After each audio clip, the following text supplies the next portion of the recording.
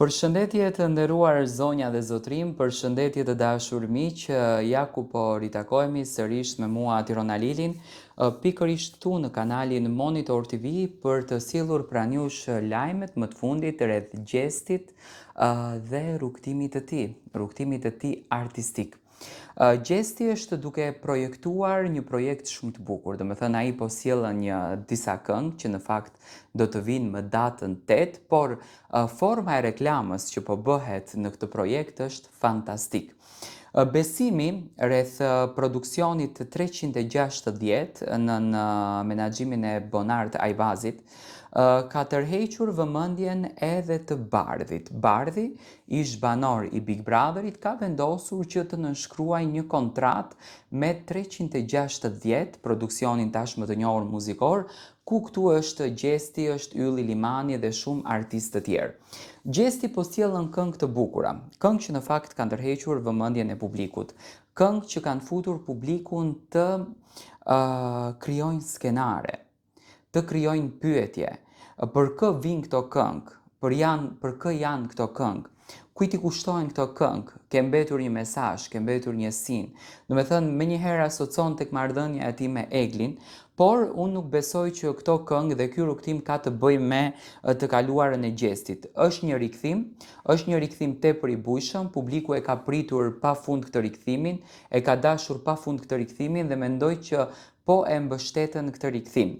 Në afrimitetin që ka krijuar Gjesti tash përsëri me publikun, e kemi parë edhe Gimbon shumë në krah të tij, por shumë pak, pothuajse fare, në krah të Selinës. Dhe menjëherë janë ngritur pikpyetje, çfarë po ndodh me marrëdhënien e Gimbos dhe Selinës, a është marrëdhënia në rregull, mos shifti ka krisje, edhe pse Selina ishte në Kosovë, edhe pse vizitoi familjen e Gimbos, edhe pse u takua me motrat e Gimbos, ndan momente të bukura, bën disa takime që ishin jashta familjes, domethënë për punët dhe projektet e tyre. Nga informacione që kam unë deri më tani, marrëdhënia e Selinës edhe Gimbos është jashtëzakonisht e lumtur, është harmonikisht shumë mirë, kanë emocion ndaj njëri tjetrit, kanë dashuri ndaj njëri tjetrit, kanë krijuar një energji pozitive dhe e jetojnë këtë energjinë pozitive. Por ajo që po përjeton çifti, do me thënë thjesht janë duke shfrytëzuar momentin e tyre. Menjëherë pas daljes nga Big Brother, ato kanë marrë kontrata të forta, kanë marrë bashkëpunime të forta, gjë që në fakt ju duhet në këtë rrugtim dhe po e shfrytëzojnë në maksimum.